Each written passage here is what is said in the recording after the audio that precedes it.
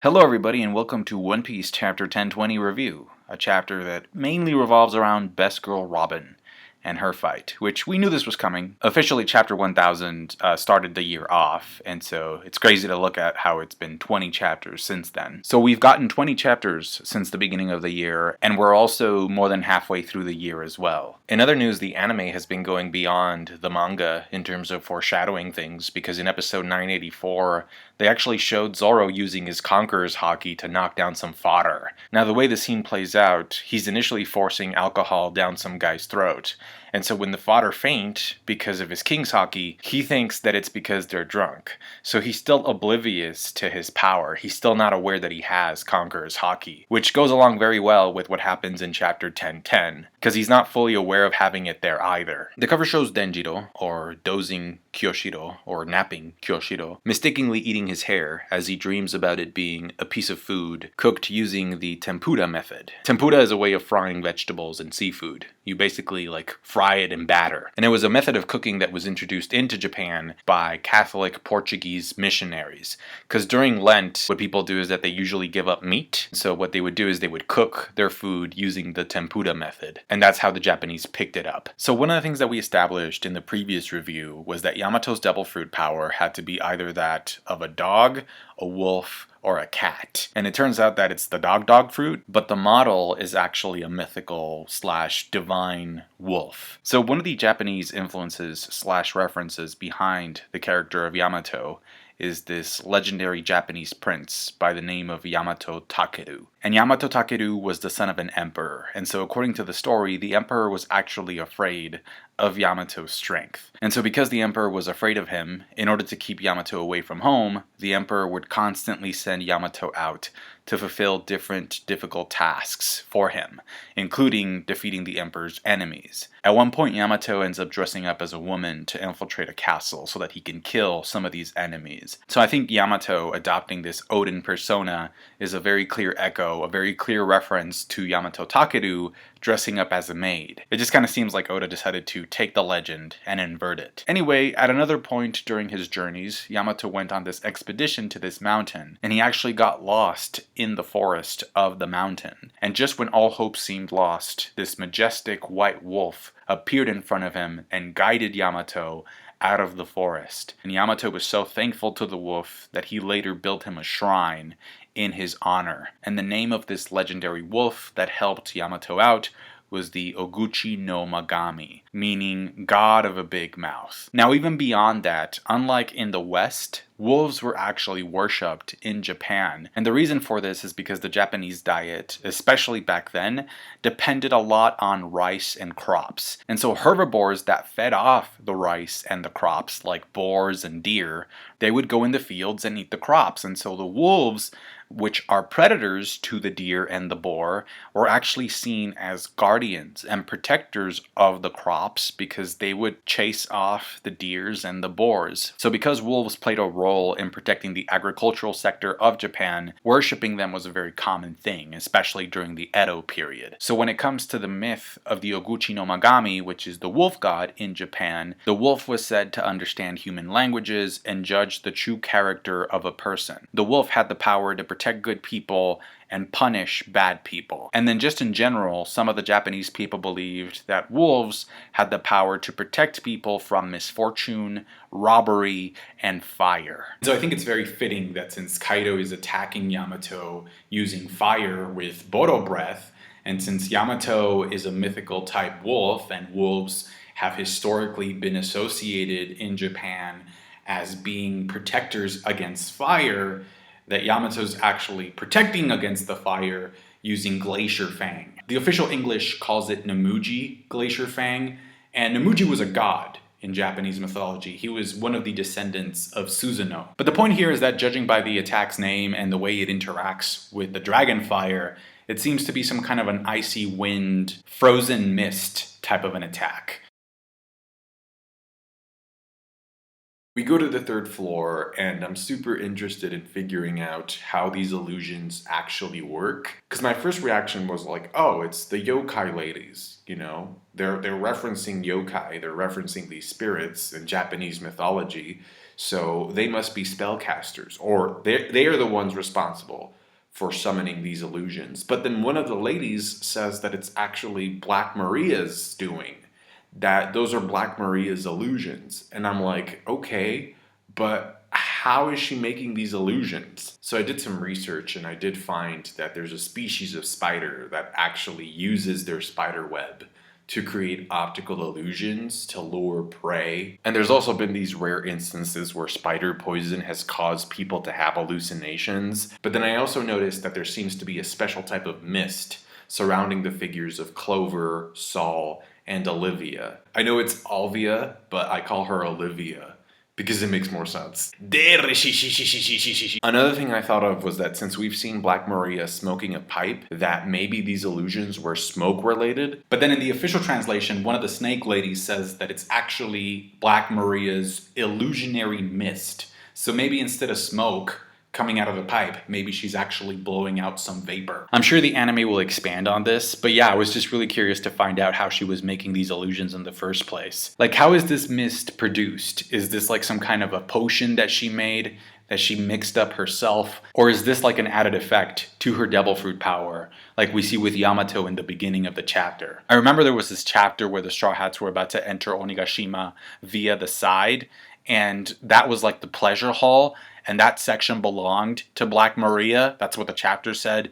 And in that section, there was a lot of wisteria flowers. So maybe she used some of those wisteria flowers to make this potion for the mist. I still think that there's something very unique about Black Maria's devil fruit power that hasn't been revealed yet. Just like with Who's Who, right? We didn't get to see his face. That still needs to be revealed. And then like Sasaki, like the Frankie versus Sasaki fight, I thought Sasaki was going to say something that was going to resonate with Frankie on a personal level, and we didn't get that. So it just kind of seemed like, is there something else that we're missing from these Tobi Roppo? Black Maria is not taken out by the end of this chapter, so she still has some panel time left.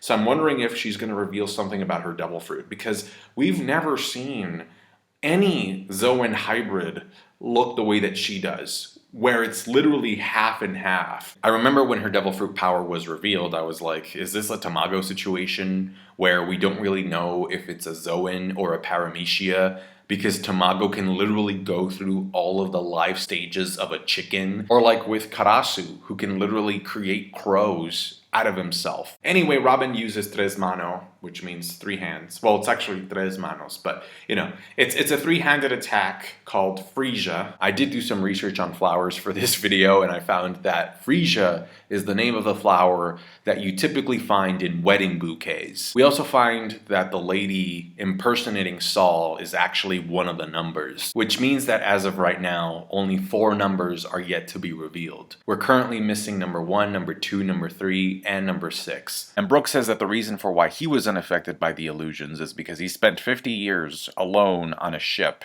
just, drifting out into the mist, constantly imagining that the people that he cared about had not died. And so he learned to differentiate between what was real and what wasn't. And I like how there's a moment where Robin basically acknowledges something that, like, us fans have known and thought about for a very long time, which is that her and Brook, they have 2 of the saddest flashbacks in the entire crew. I really liked the lower panel where Black Maria just barges out of the wall and Brook and Robin are running away. It reminded me a lot of Lord of the Rings. Now, the attack that Black Maria uses after she catches up with them is called Furisode Wanyudo. And a Furisode is a kimono that is known for its very long sleeves. And so the reason why the attack is called Furisode Wanyudo is because she's using the wanyudo and swinging it at them as if it were her sleeves. Come to find out that the face of the wanyudo is actually a man. He's a man who ate the pug smile, and he's been running inside the ox cart wheel like a hamster. In Japanese mythology, the wanyudo is this soul taker yokai that's in charge of luring people's souls into hell. So I think it's kind of fitting that Black Maria uses her spider web to hang off of the roof upside down and start spinning the wanyudo to set the floor ablaze. And then Robin kind of reciprocates by doing her own spider move. And I don't think I've ever seen Robin use spider nets this way. Usually spider net is a technique that kind of sprouts away from her body, but this is actually attached to her arm. Brook then takes aim at the wanyudo using his soul and actually freezes the man/pug the man pug. So that takes care of the dog there. It was Soul Taker versus Soul King Brook. Black Maria retaliates by hitting the roof with the ox cartwheel, leaving Robin no choice but to let go. She's about to fall into the fire, but is saved by Brook by him performing Sol Parado. So he basically uses it to put out the fire, clear up the floor for Robin so that she can land safely, and then once that happens, Black Maria goes straight into the smack talk involving Sanji. And I think it's super obvious that this section of the chapter is Oda's rebuttal to the fan reaction that chapter 1005 got. I remember that was a very controversial chapter. A lot of people were angry about it. It almost sounds like, in a way, Oda is using Black Maria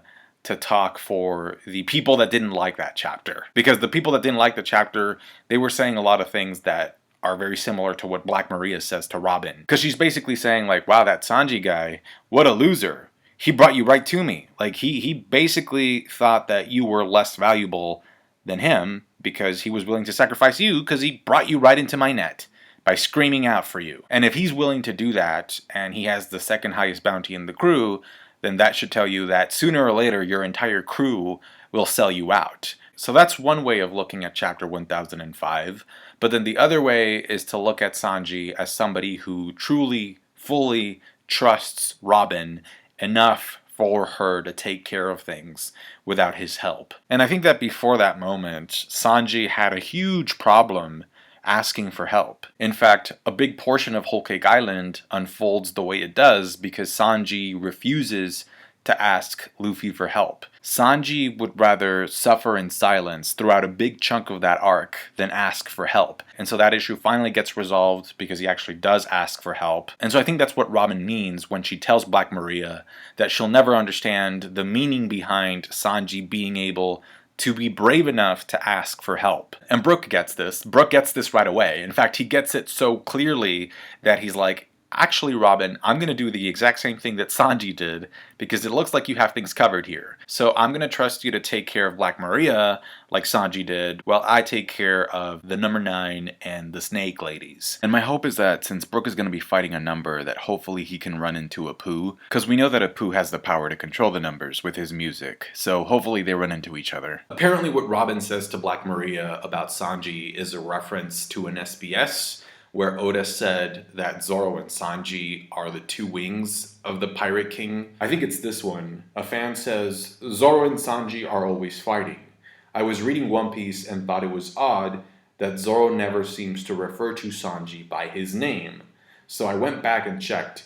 I counted them up from volume 5, which is Sanji's introduction. So basically they're just sort of like listing all the nicknames or the way that Zoro and Sanji refer to each other, like Mosshead, Idiot, Cook, Idiot Cook. In conclusion, Sanji does in fact refer to Zoro by his name, but Zoro does not return the favor. So I feel like maybe this is like Oda saving this for a special moment where Zoro will actually call Sanji Sanji. And then Oda responds by saying, so you counted them all. This was very fun to read. Some of these terms made me wonder when they said these things. Indeed, I have trouble imagining Zoro calling him Sanji by name. Not once, huh? Wow. Well, they might not get along well, but they're both valuable, trustworthy men who have Luffy's back. I mean, I feel like we knew this already. I think it's important that the comment is coming from Robin because it is Sanji and because, like, in a way, she's also kind of simultaneously like acknowledging that Luffy will become Pirate King. And if you remember, like Robin is the only crew member that hasn't said Luffy will be the man to become the Pirate King. So maybe this is like a substitute for that. But other than that, I think we knew that like Luffy needs Sanji to become Pirate King because in Whole Cake Island, there's literally this moment where Luffy tells Sanji, without you, I cannot become king of the pirates. It's interesting because in the official translation, Robin says that Sanji is truly worthy of being the wings of the king of the pirates. So it's not just a wing, it's the wings in the official English translation. However, I've also read other translations, including the official Spanish translation, and those translations make it very clear that Robin says one of the wings. And then she does this gigante fleur, which means giant flower. And this is new, right? This is new. We knew that Robin could clone herself. We already knew that. But we didn't know that she could actually produce like a giant naked version of herself. It's a phenomenal to be continued panel.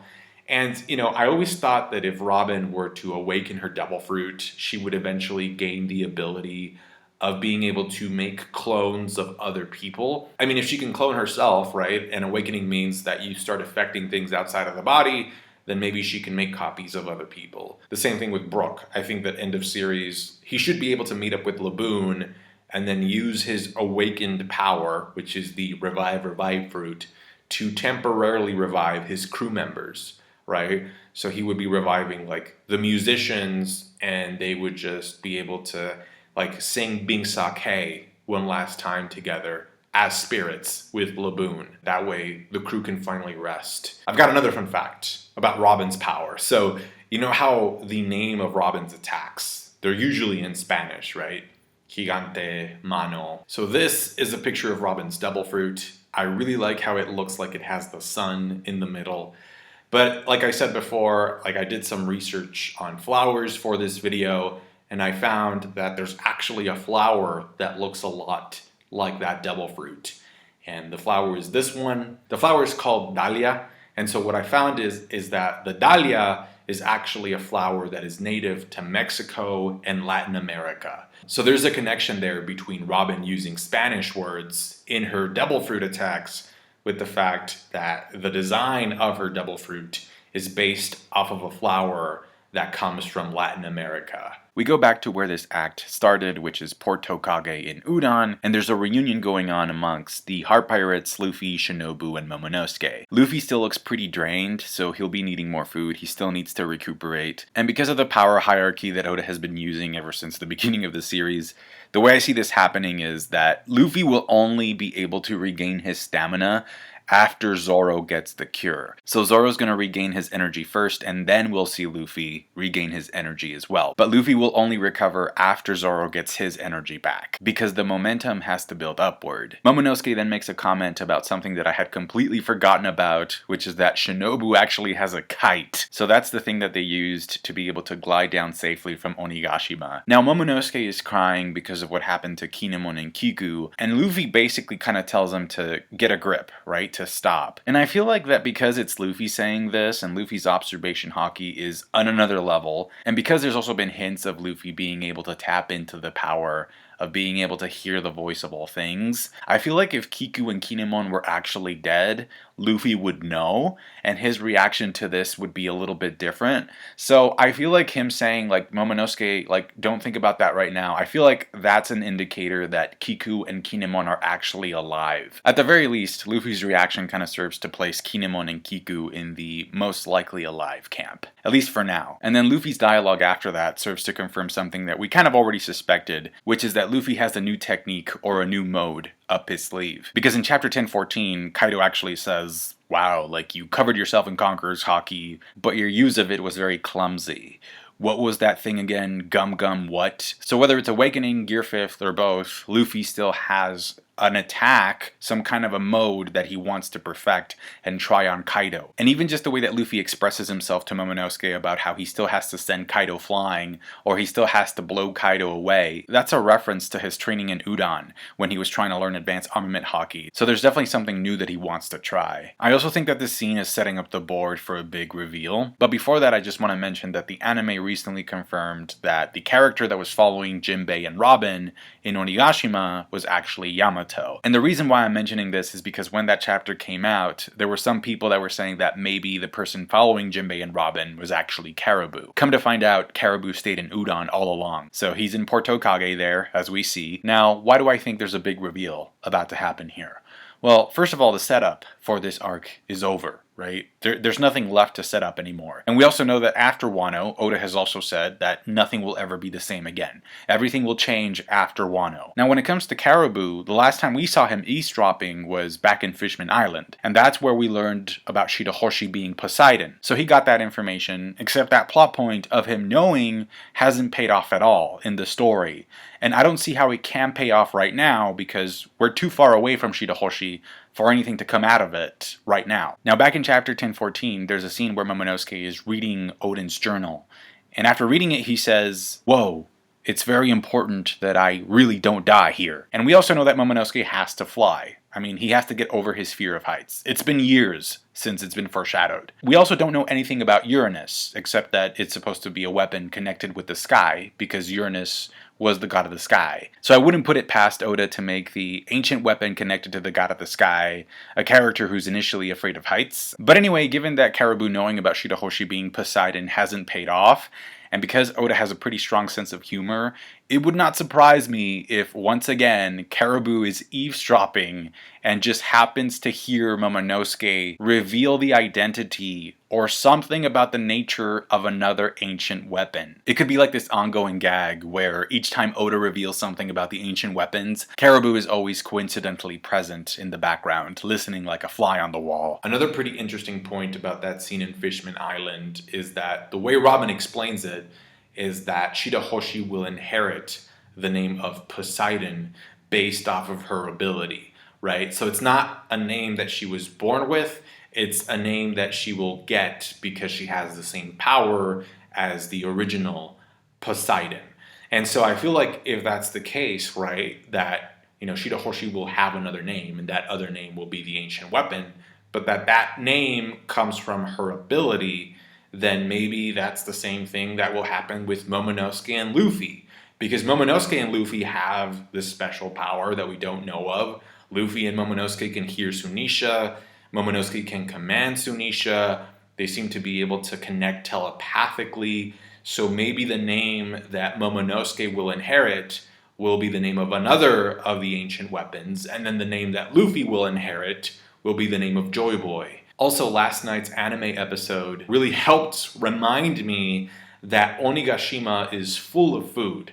Like, there were people essentially wasting food, stepping on it and stuff. Like, even a fodder guy says, we have so much of it, it's crazy. So I think that kind of explains how Luffy's going to be able to recover once he gets back to the skull. I thought the chapter was good. Like I said, the build-up, right? A lot of the setup work for this arc is done. It's over. So I could definitely see, the pacing increasing and getting more and more hype moments from here on out. The only thing I can think of that can stall this a little bit more is if it takes longer to convince Momonosuke to fly.